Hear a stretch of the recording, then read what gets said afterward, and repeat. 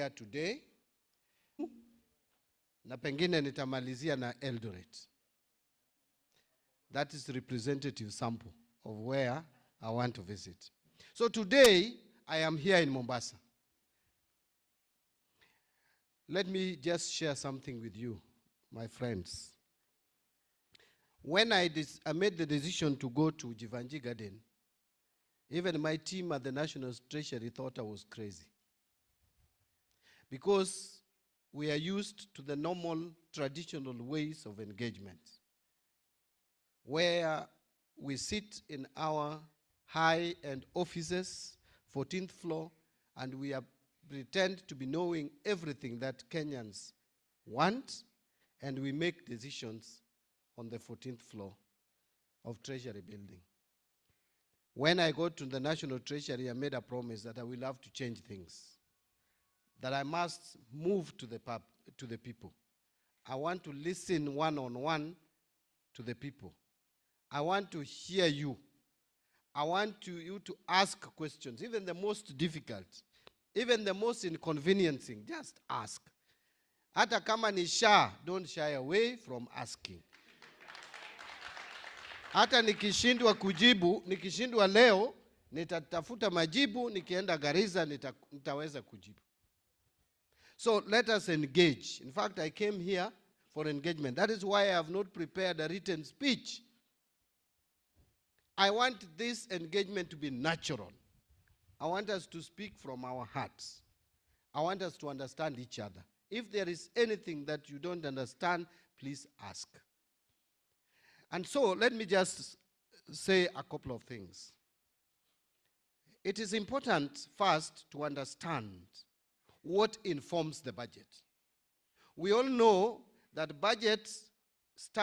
budget process starts around September every year. That is the time when you come up with what we call budget review outlook paper.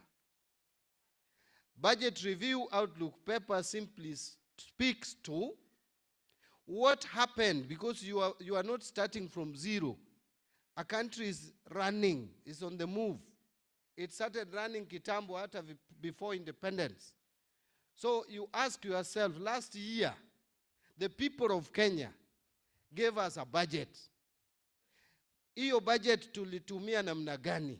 Pesa ilitumika wapi? Na tumetekeleza nini? So that is the budget review and outlook paper. Looks at the previous budget, where you are, what happened, their projections you made. Did you realize them? If you did not realize them, what are the reasons? And how are you going to do things differently going forward to make sure that the challenges you faced with the previous budget are mitigated? So that is the starting point for budget. And then you project where the economy is going. Now you move forward to where we call the budget, to what we call the budget policy statement, which we released Juzi, which simply spells out the government agenda. But let me put it this way as well. All budget process is anchored on a manifesto. All budget process is anchored on what we call the policy direction. It's anchored on a vision. So what is the vision of our country? Vision 2030 is the vision we still work on, which spelled out that we want Kenya to be a middle-income economy, not a lower middle income, but upper middle-income economy by 2030. So hiyo ndiyo vision yetu. So from that vision, now you come up with policy. The government's manifesto, because every government must have been formed. We are a multi-party democracy, must have been formed through campaigns. So a political party comes into office.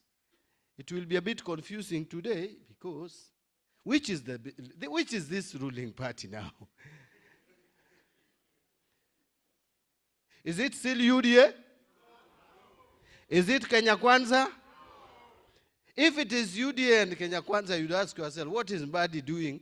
And I'm the one driving now the economic agenda of the country. I've never been a member of UDF, never been a member of Kenya Kwanza. I am ODM, and ODM by blood. I am just not official of ODM, but I'm a member of ODM. I believe in ODM, and I believe in ODM manifesto. Now, the point is that now we have reached a point where Kenya Kwanza and ODM have reached the meeting of mind. Now you can call it broad-based, not bread-based, but broad-based. So, but the agenda of the government is bottom-up.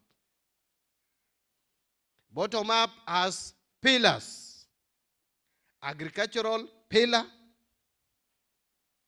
job creation, housing, health or universal health coverage.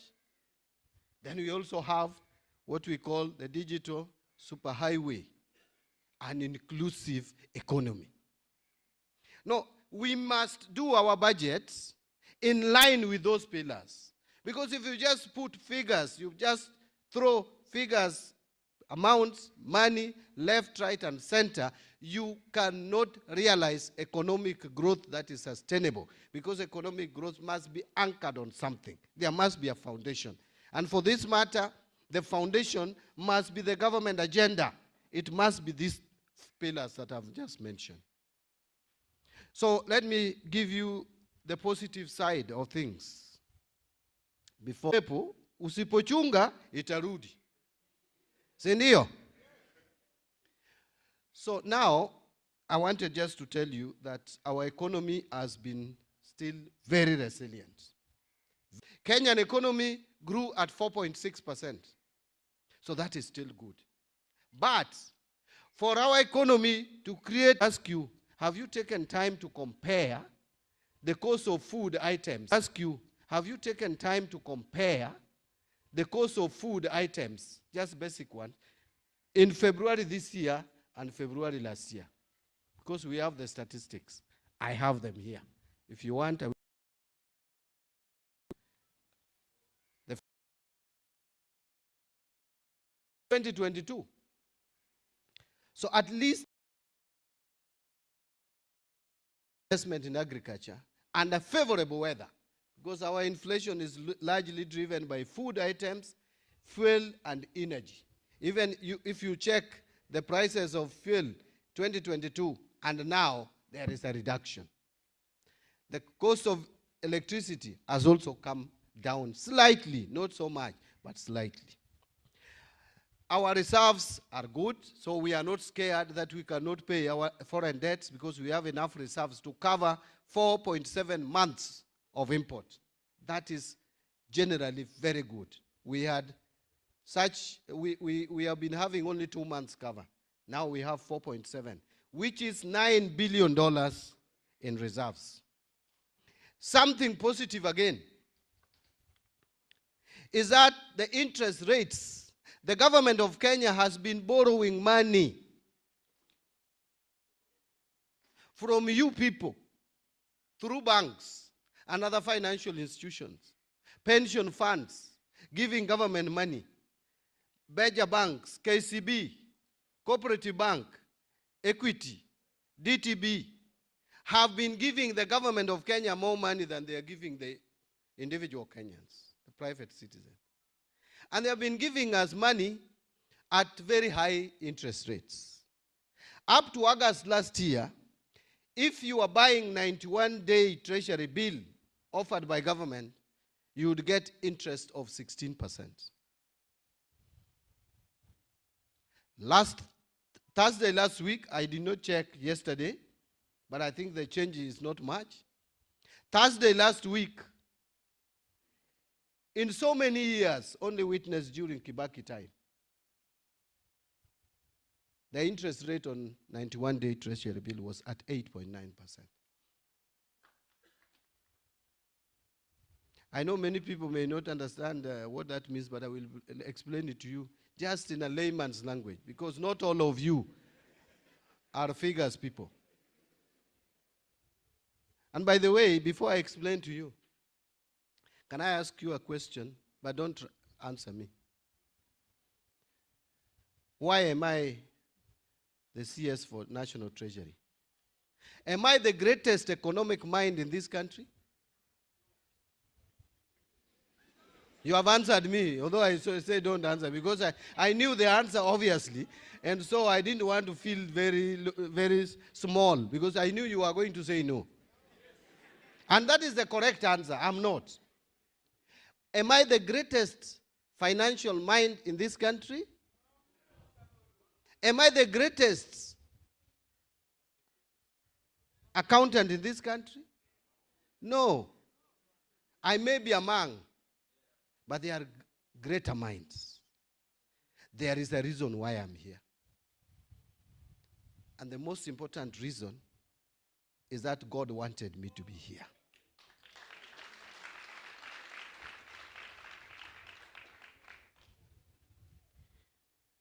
So whatever I do, I should do in the glory of God, to serve him, and I can only serve God by serving you people. So that is why I want to do my best. So let us start with the interest that I've just talked about. What is the value of that? 2, number 1, just do this simple math with me. Our domestic debt, our total domestic debt is 5, that is mind-boggling, 5.83 trillion. Nani anaweza hesabu trillion hapa? Ukipewa trillion kuhesabu utasahau, uanze tena, usahau mpaka ukufe kabla hujamaliza ku. So trillion ni pesa nyingi sana. 5.83 trillion. That is what? Domestic debt. Out of that, 15% is what we call treasury bills. Treasury bills are those government papers which are not more than 1 year. Yani, ukikopesha serikali pesa, unalipiwa 3 months, 6 months, 12 months maximum. Those are what we call treasury bills. So those who own treasury bills in this country, the total amount is 900 billion shillings. So let's take that 900 billion shillings.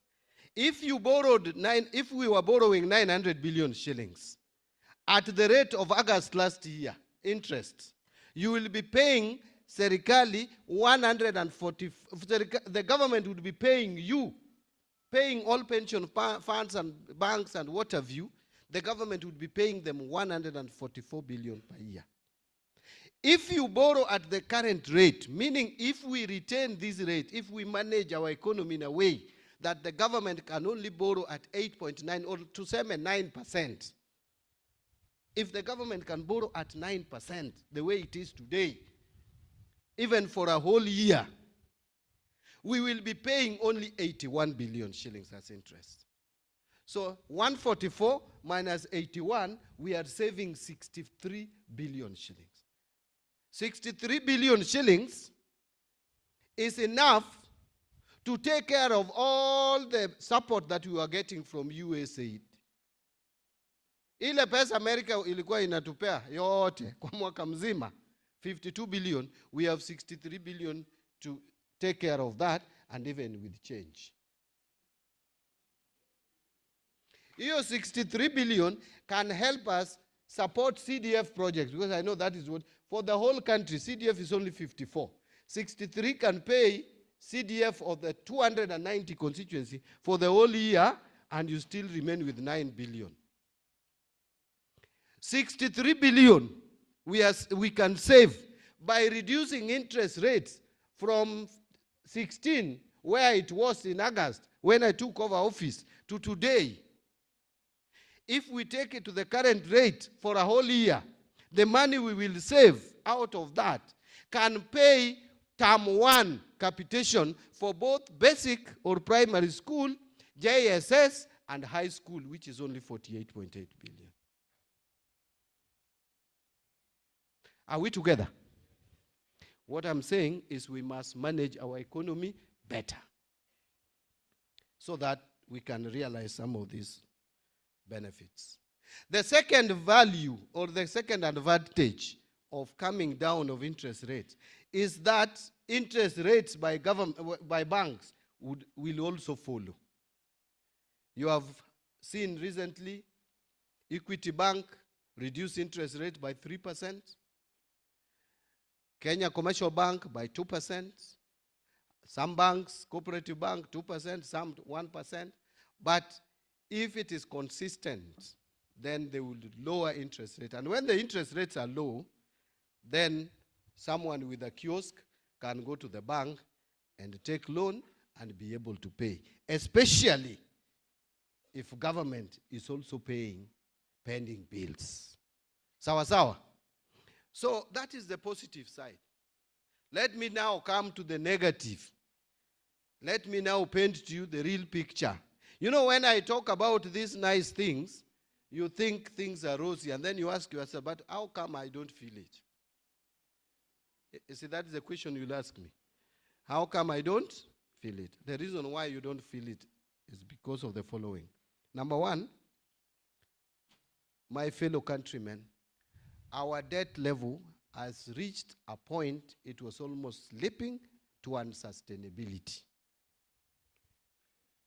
We have reached a point, and let me just explain this to you, that we are struggling to pay our debts. And it is a catch-22 situation. We are between a rock and a hard place. For us to clear our bills, we should be taxing you more. But we can't tax you more. So what do? We have to struggle to pay these debts. Attempt to tax Kenyans more backfired. And attempt to tax people more even kills economy. But you also have loans that you must pay. So let me explain these loans. We owe 11 trillion. Hiyo ndiyo deni tuko naye. Trilioni 11. 11.02 trillion. Huyo ameongeza only. Si pesa yote lazima useme only. Now this 11 trillion, 5.83 domestic debt. And then 5.09 is external debt. Okay? Actually, 5.19 is external debt. Now, domestic debt, I have told you, the short term and the long term. Now, let me go to external. External, out of that 5.1 trillion, 2.83 is multilateral, where 62% is by World Bank. That is a cheap loan. But there is 1.09, which is owed to bilaterals. With China, 666 billion of that loan. The largest lender. Then you come to what we call commercial borrowing, which is the worst. Commercial borrowing, 1.17 trillion, out of which Eurobond, 835. The remaining one is syndicated loan, TDB, Afrexim Bank at 12%, 13%. These are loans which were taken largely between 2016, 2017, 2018, some 2019. Don't ask me what was done with that loan because it is mind-boggling. I may not even do that audit and finish in the rest of my term. But this is what scared me. The repayment, the maturity. These loans were taken around the same time. Now it is like a flood coming It's like, what do we call this? This flash flood. Not nyawawa. It's like flash flood. So this is what I found. I found this. Remember last year the shilling almost lost its footing, isn't it? The shilling exchanged at 160 to the dollar. Many people don't know why. The reason is this. There is a loan that the government of Kenya took, a Eurobond of $2 billion. That is over 260 billion shillings. That bond was coming for payment in June last year. And by February, the government of Kenya had no plan on how to pay it. So everybody, the whole world, saw that Kenya was going to default. And therefore, it put pressure on our shilling. If the government did not act to take another Eurobond to stop that one, I would tell you the shilling would be today 5. In fact, we would be carrying shillings in Gunia, ukienda kushop. You know, some of these things happened in Zimbabwe, Uganda, and we think it is far-fetched. It is not. You just make a small mistake, and it happens. Now, this is what I found. That one I found had been sorted out. But there is another Eurobond of 900 million coming up for payment or repayment on 22nd of May, 2027. 2027. Another one is coming up for payment of $1 billion in February 2028. Another one of 1.5 billion US dollars, and I'm talking about US dollars, 1.5 billion US dollars is coming up for payment 2031. Another one of 1.2 billion US dollars is coming for payment 2032. Another one of 1 billion is coming up for payment in 2034. So 2028, there is 2027, Eurobond coming up for payment. 2028, another one. 2031, only 2029 and 2030, tunapumzika. 2031, another one. 2032, another one. Tunapumzika 2033. 2034, another one. Then unapumzika from 2034 mpaka 2048. Hello? Are you together with me? You are not. Bas, nyamaza, that is not the end of the story. This year, hiyo nimemaliza na Eurobond. Nimerudi kwa this year. Maneno ingine, syndicated loan, TDB. And this is a loan, 13% interest. At afadhali Eurobond ni 7, 8, 9%. 10 maximum. Hii ingine 12, 13. And this is the story. In September, we have 200 million US dollars to pay. 200 million. You can convert into shillings. About 26 billion. The same September, there is 75 million, but not dollars, euros to pay. Then the following month, October, there is another one of 646 million dollars to pay. If you add those three, September and October, this year, what we must pay, you can't roll it over. You unalipa. $952 million. That's about almost 130 billion shillings. Hii mwaka hii, September and October. And this syndicated loan goes up to 2030. The ones we should be paying. So what am I saying? I am saying Kenya's economy needs patience. And Kenyan economy, we need to fix it. We cannot suspend facing this economy any further. We must do it now. And doing it now is we must revamp our economy. It must grow at a higher rate. But in the process, the problem is this. You know, you are getting taxes from people to pay loan. These people you are taking money from to pay loan are not seeing the services. How will they give you their taxes? So that is the problem we have. That is why I've come to you, that the resources are constrained. But how effectively can we use the little that we have in a way that would impact in your lives so that you can help me continue retiring these loans until we reach a point when Kenya will be in a position of serious takeoff economically. Otherwise, if we just complain and continue complaining, who will solve these problems for us? If I was to run away, I would have run away. I would have said, no, no, no. There was nothing forcing me to take this job. If anything, I was not even in Kenya Kwanza. I was not even a member of UDA. I was this other side.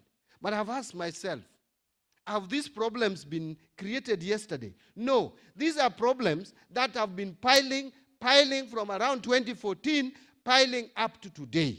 Someone must fix it. And God has seen it fit that it is John Badi to help the people of Kenya working together with you to fix this problem. So I came so that first I want to listen to you.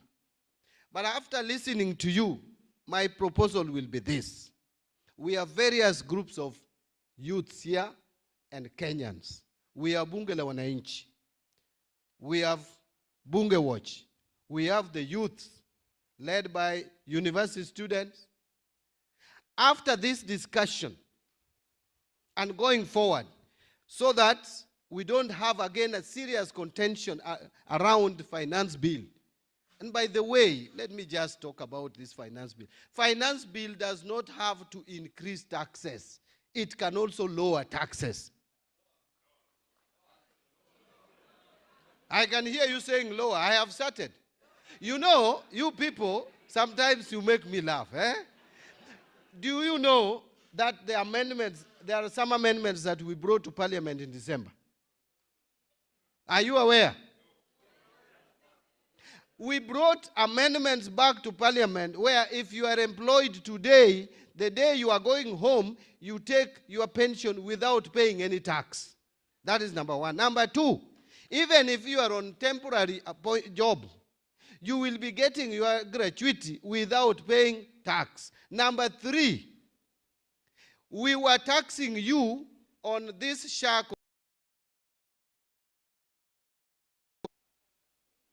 We were taxing you on housing levy double. Why are you saying, hey, and that is the truth? Now, with the amendments we brought in December, we are not taxing you double. So, for example, if you're earning 100,000 and you are paying tax, levy, housing levy, 1.5%,